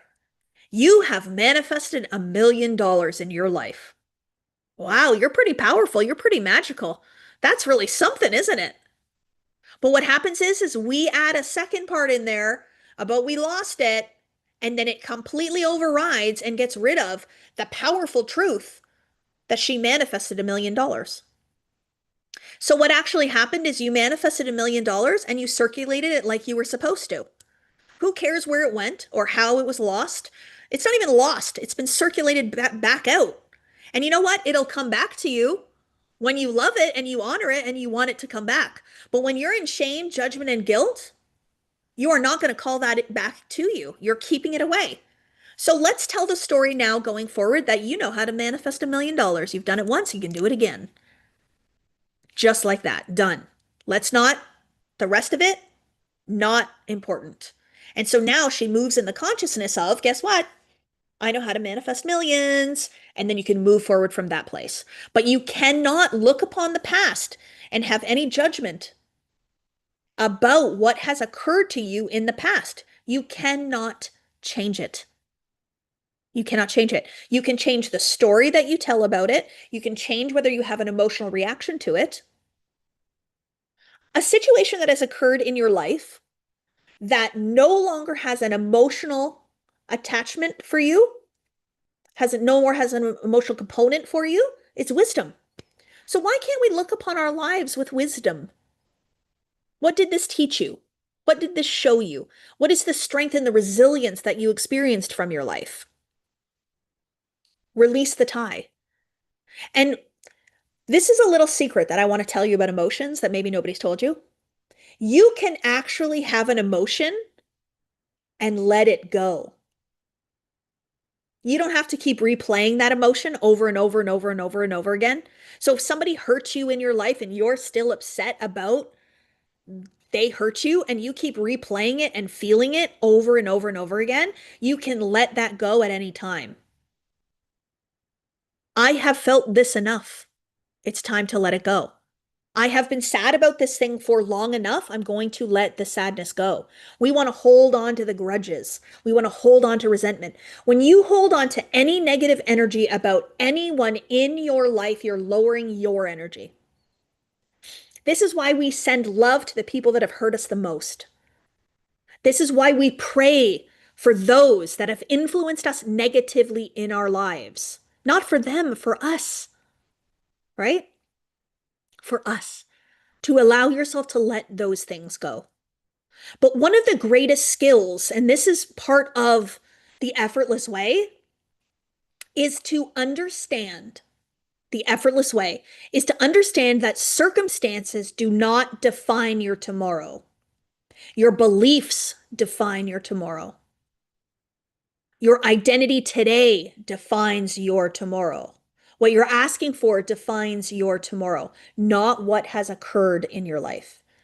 Grief is such a powerful one. Grief is so beautiful because grief is a very real human emotion. It's actually love, but felt as an absence, right? So to grieve something, it might be someone that's gone from your life or something that's gone from your life, but they could be gone from this world or they could just be gone from your life, right? Like it doesn't matter. Grief is the feeling of something that you once loved or still love, and you're grieving what you would identify as the loss of them, which is love, just the opposite part of it, the opposite side, the opposite end, right? So what you're actually feeling is love.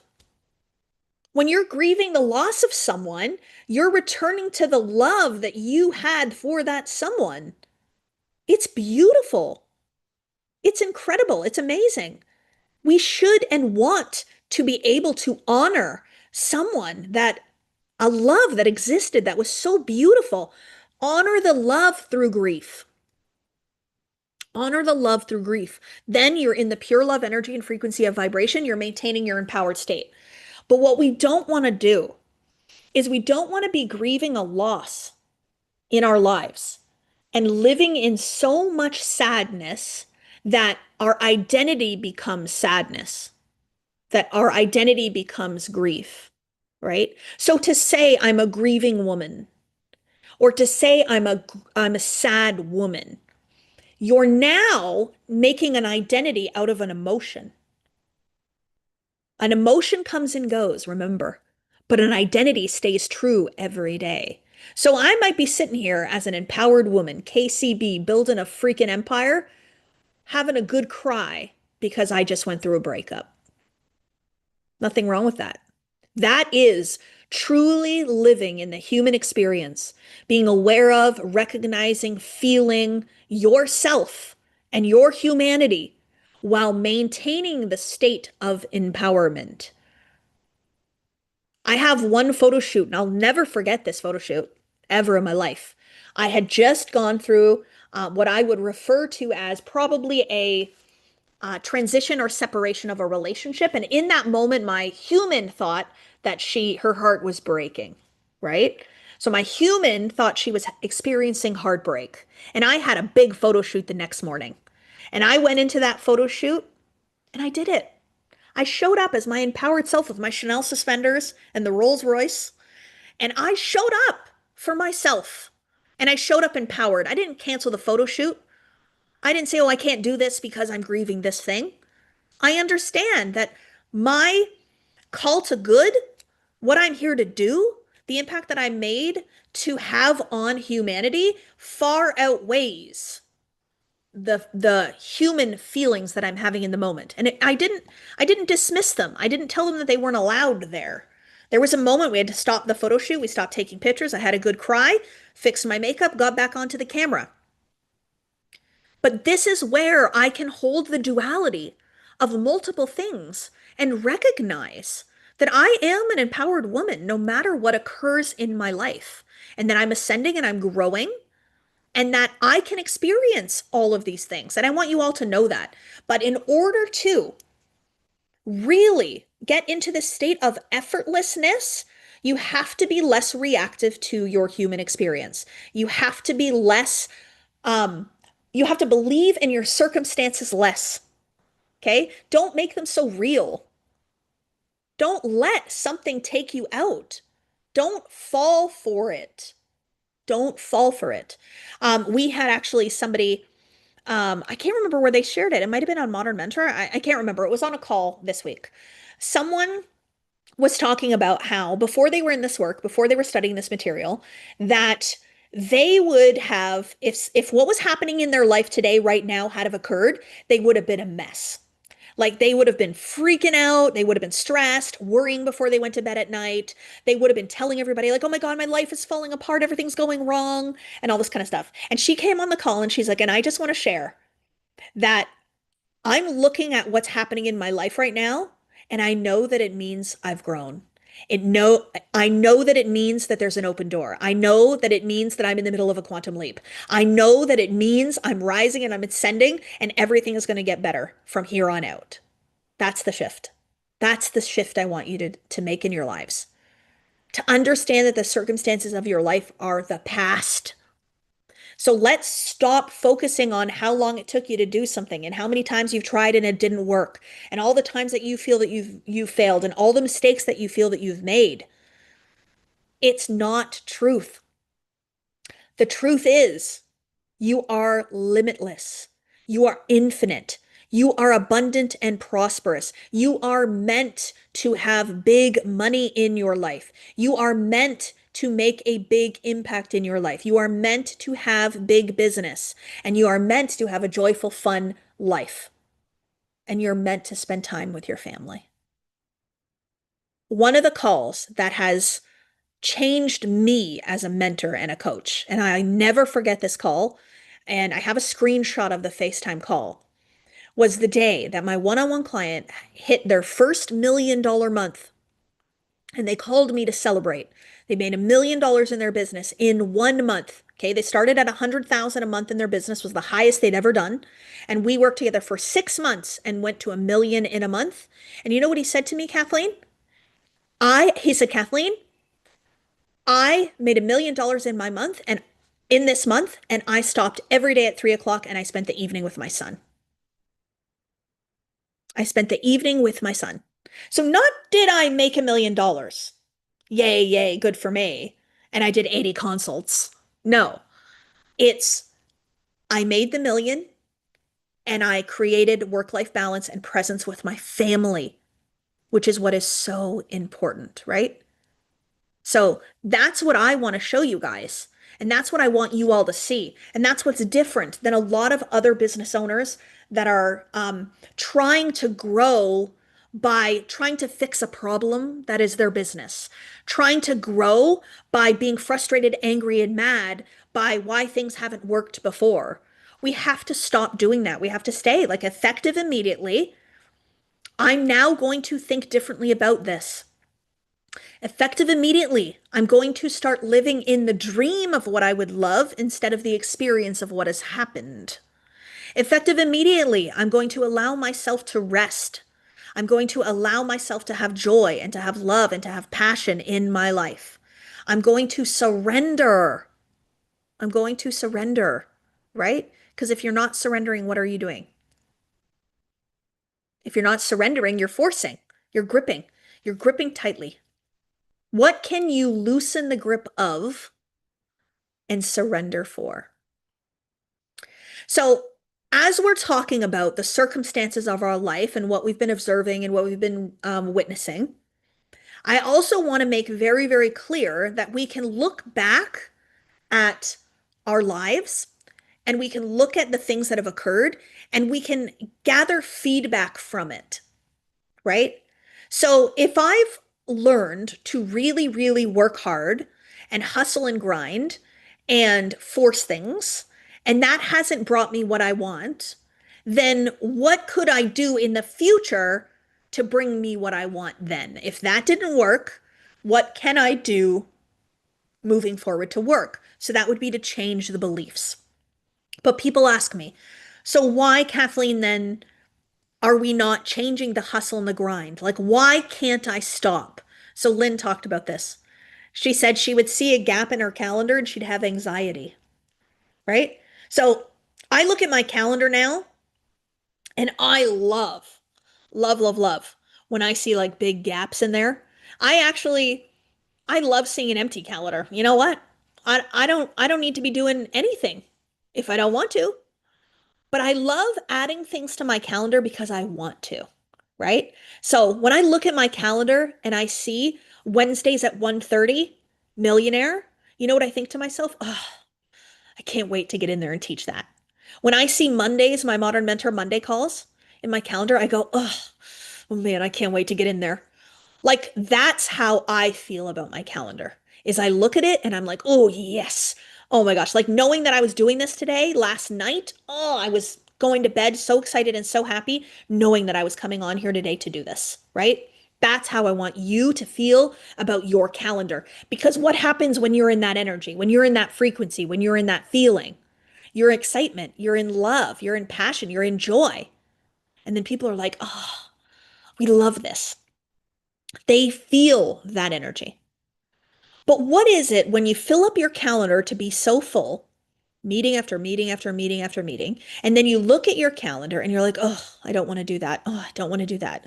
Oh, I really don't want to go. I really don't want to do that. Oh, another meeting. What's going on there? You're forcing.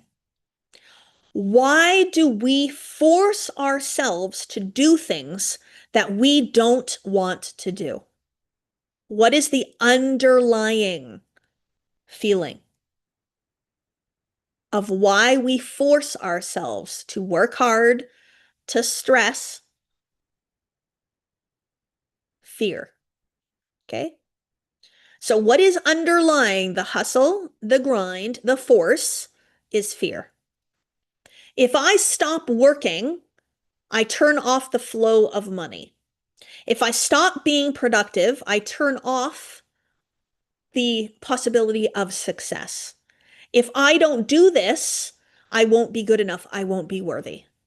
So all force comes from fear. When you are no longer in a state of fear, you do not force anything. You don't force anything, right? So what are we afraid of? What are we afraid of? This is what Lynn asked you. She said, what are you afraid of? Why are you not moving forward? What is it? Right? And when you realize that you're manifesting your fear, you're creating it. The existence of fear in consciousness, and then thinking from the fear, feeling from the fear, and acting from the fear keeps the fear alive. You're now manifesting your greatest fear to come into realization, right? And it's not that that's what you want, but it's what you're giving life to. Remember, our state of being creates our life. Our belief systems create our life. If we're afraid that we're not going to make the money, if we're afraid that we're not going to be successful, we're afraid that we're going to lose people, we're afraid that we're not going to be loved by others, we're afraid that we're not going to be worthy, right? All of those fears that we hold, they will manifest out.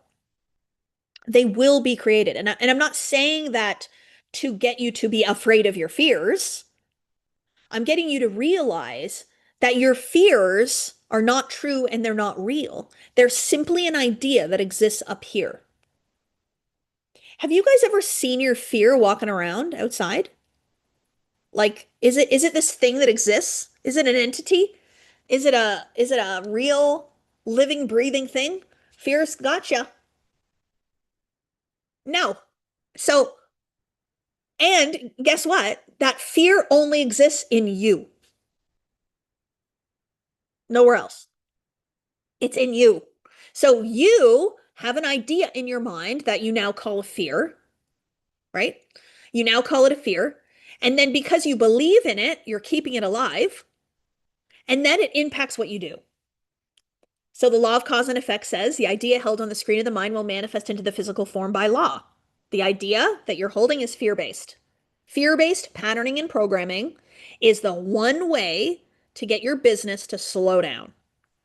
You cannot bring fear into your business. No. If you're afraid to grow, your business is afraid to grow. If you're afraid of scaling, your business is afraid of scaling. So what happens here then is our fear becomes more important to us than our desire, than our purpose, than our passion, than our mission. I cannot imagine being like, okay, sorry, Mason and Reagan, my two beautiful daughters. I'm so sorry, guys, but I was afraid of my ego being bruised. And so I didn't build the multi-million-dollar empire that I told you that I was going to build. And so sorry, I can't take you to Hawaii. Sorry, I can't buy you a car when you turn 16. Sorry that I can't help you decorate your room. Sorry that I can't pay for your university education because I was too afraid that I wasn't going to be good enough. wow, like what are we doing here?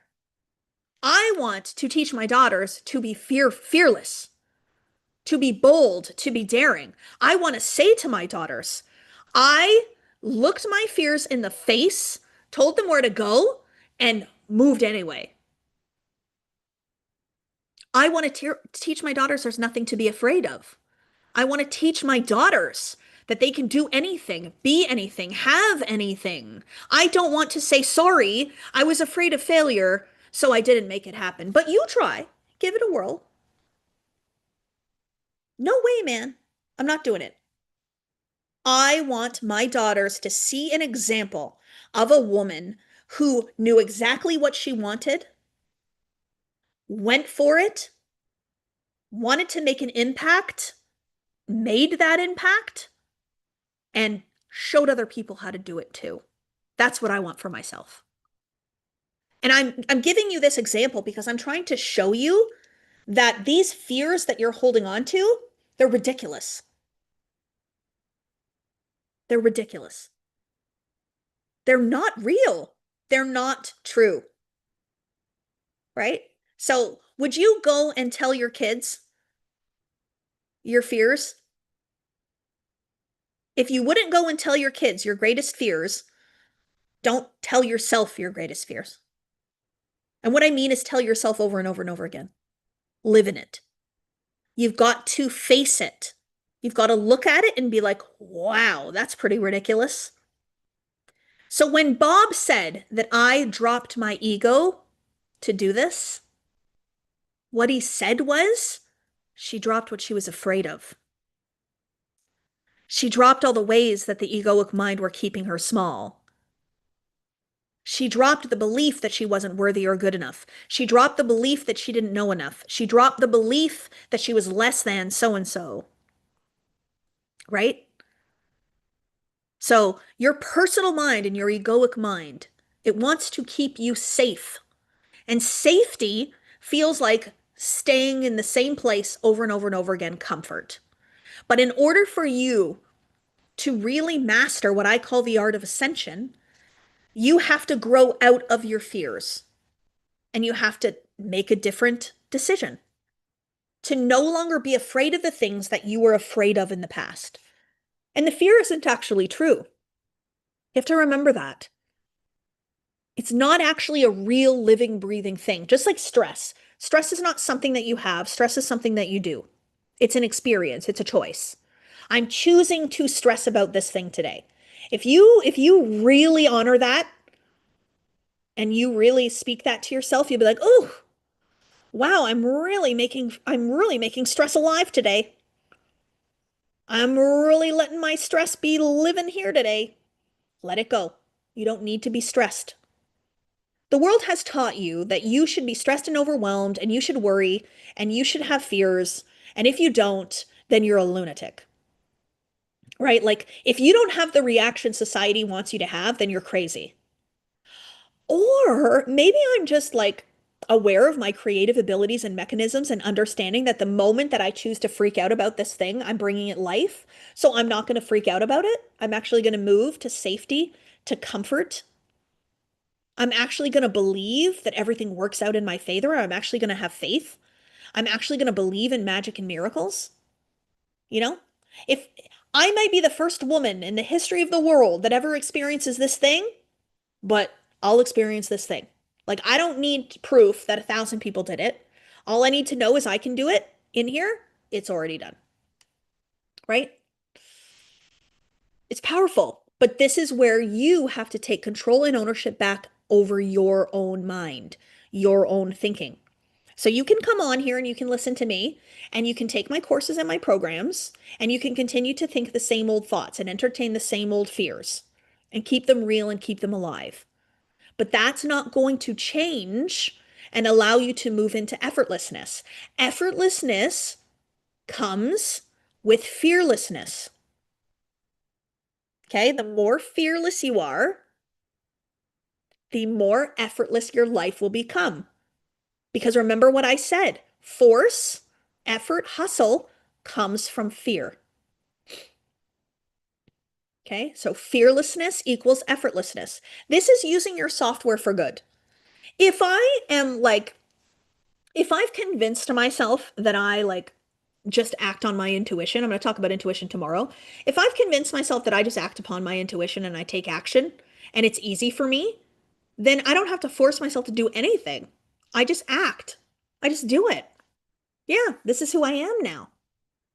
Right? So this is where, by recognizing and being aware of the fear and dismissing it, you can move forward. So here's a question to ask yourself, because you all currently have fears. Every single one of us do. So what we want to do is we want to become aware of it. What am I currently afraid of? Lynn asked you the same question. What am I currently afraid of? Get it out on paper, write it down. And then the second question to ask yourself is, what would I do if I was not afraid?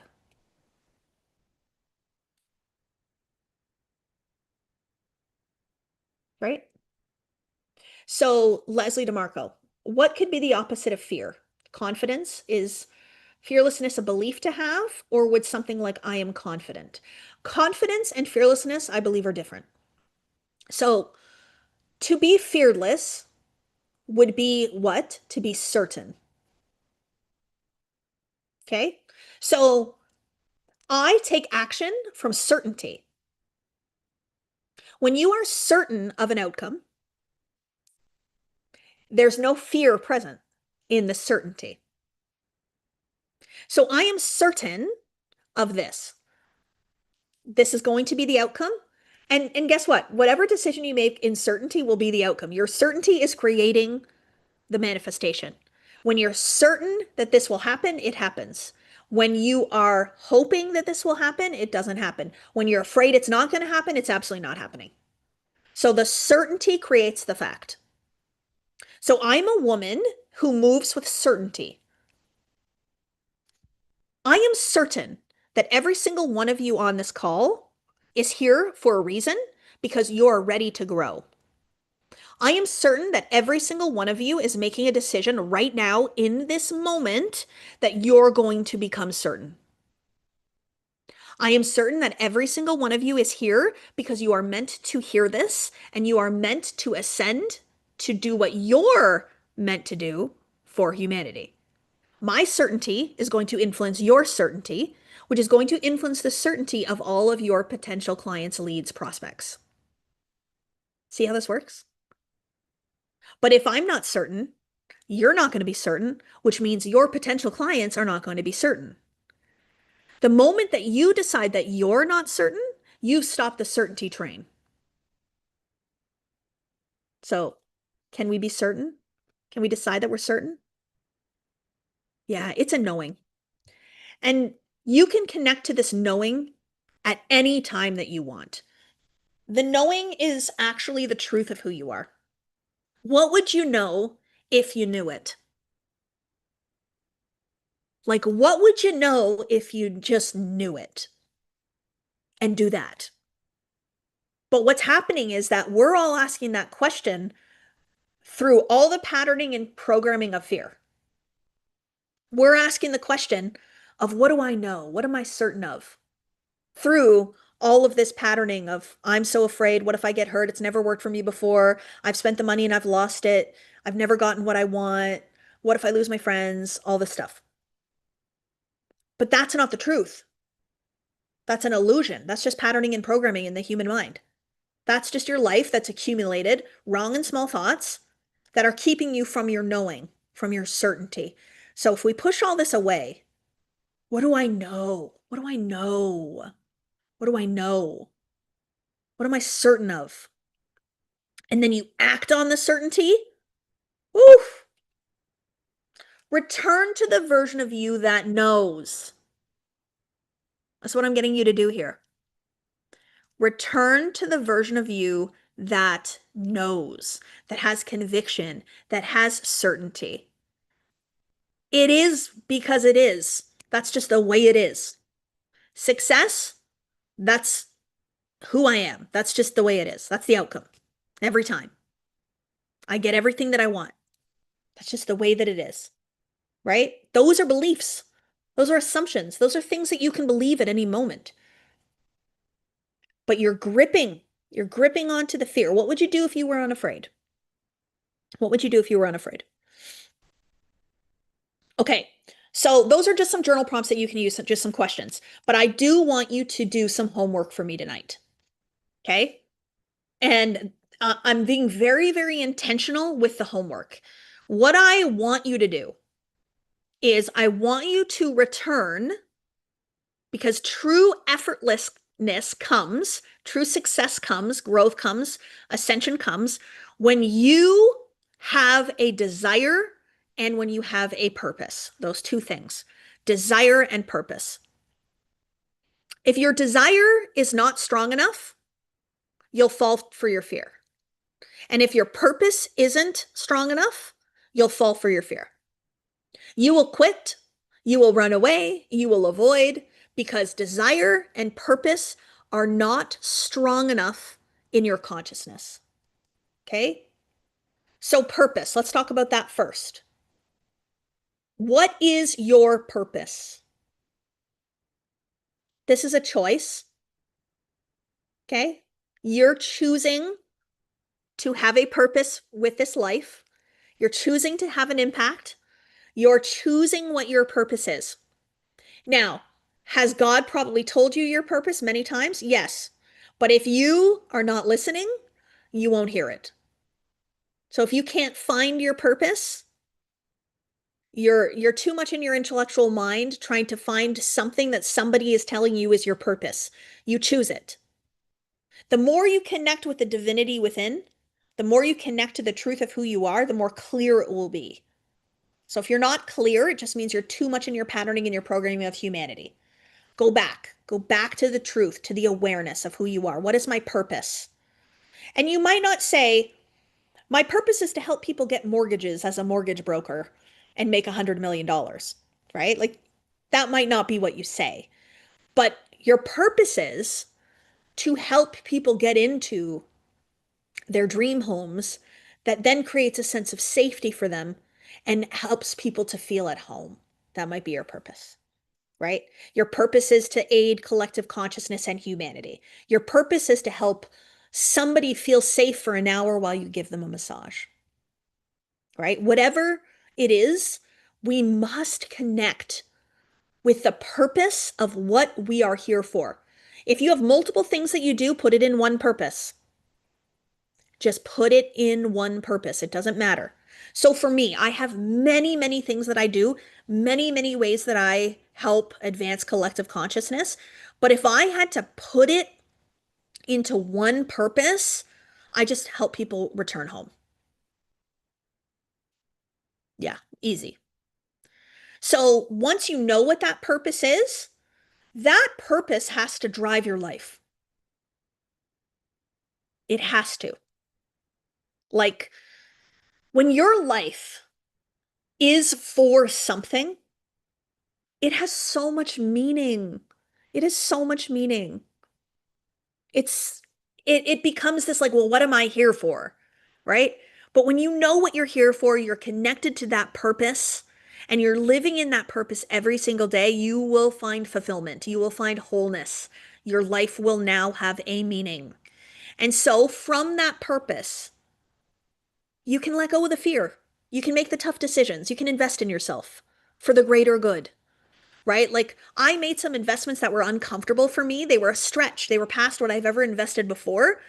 But because I had this vision of being on here and serving at this level, even greater than this level, the millions, it made that investment less scary because I was like, I know what I'm doing and I know what I'm here for. Of course I'm going to invest money in this. Of course I'm going to invest in what God wants me to do. Yes, this is what I'm here for. So you have to have that. But you also have to have desire. And this is the one thing that most people give up on very, very easily and why they're not willing to get uncomfortable. Your desire has to be greater than your comfort. Okay? So your comfort is the place that you're living in right now.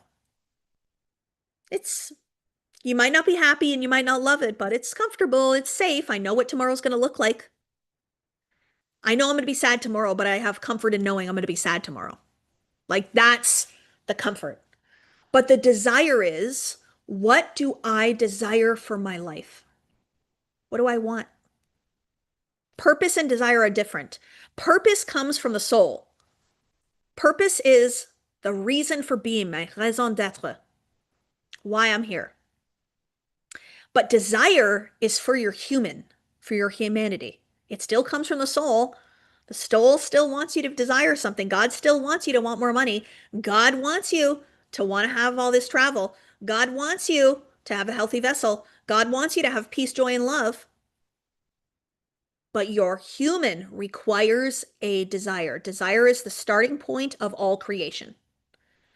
If nobody desired to ever fly in the sky, none of us would be going in airplanes. If nobody ever desired to light up the night, we would not have electricity. If nobody ever desired to sit on a chair, we'd be sitting on the floor. So we have to desire something in order for us to actually manifest what we want, because otherwise we will give up on ourselves over and over and over again. So you have to be emotionally involved with desire, right? What do you want and how bad do you want it? I want an extraordinary life. I have it and I want an even more extraordinary one.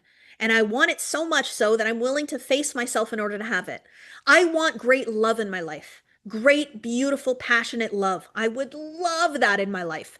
And I'm willing to let go of what does not match that in order to call in what will match that. Right? But if I'm okay with like good, I'm never going to ask for great. So tonight I want you please to connect into your purpose, and I want you to become emotionally involved with your desire.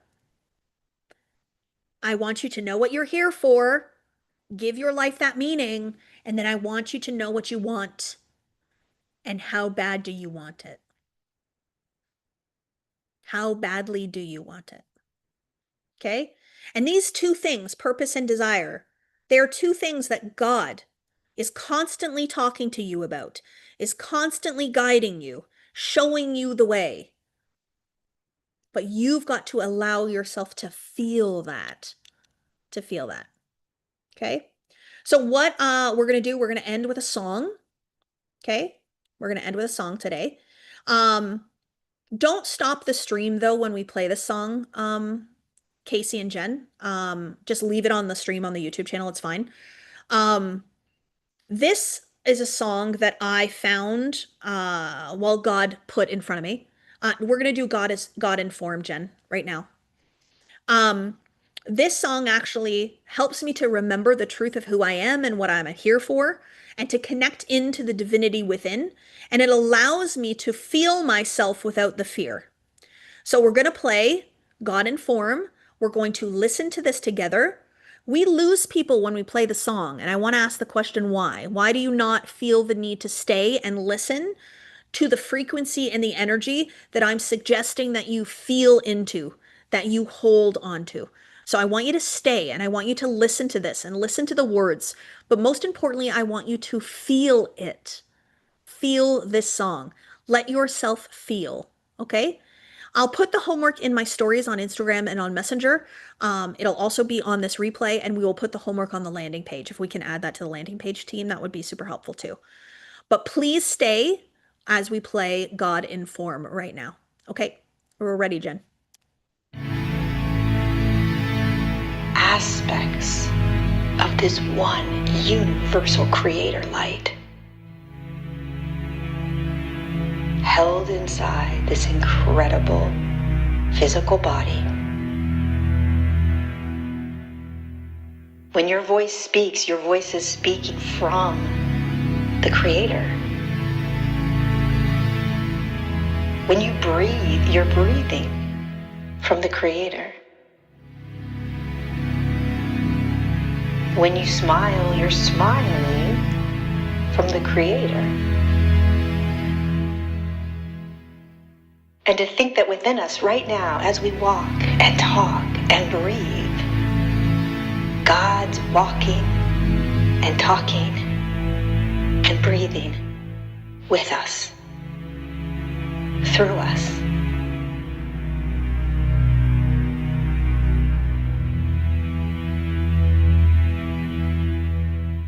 Pause and think for a moment that God, the creator of everything, the light of everything, energetically moves through me,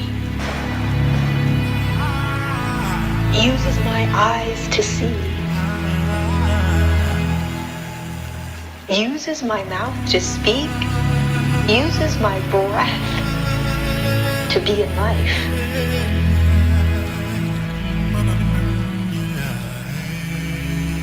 And we think we're our thoughts.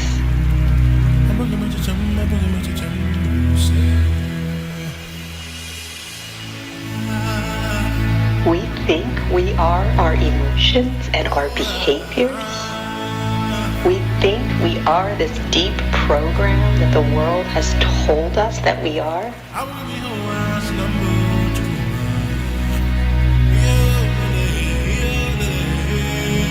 My gosh, think what will happen when we integrate so deeply back into that essence, that aspect of God held safely within this vessel. God is held within your vessel.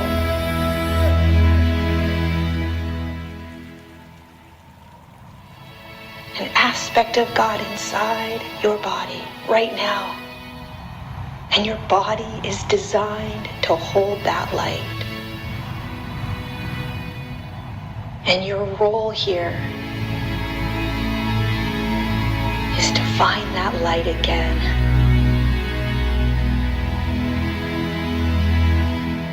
To remember, yes, you're playing this human. Yes, it's intense, it's hard, it throws you around. But isn't that why you chose it? Did you not choose it so that you could be an expression of God in form, running back to the remembrance of that knowingness?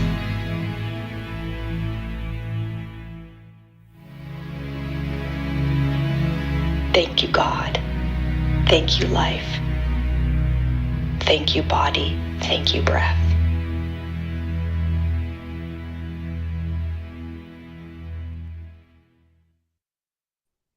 Listen to that a few times today if you can. Allow yourself to feel the feeling of that pure love energy this song is so good at connecting you to, and then move in your business. But not until you feel that power, that truth coursing through you.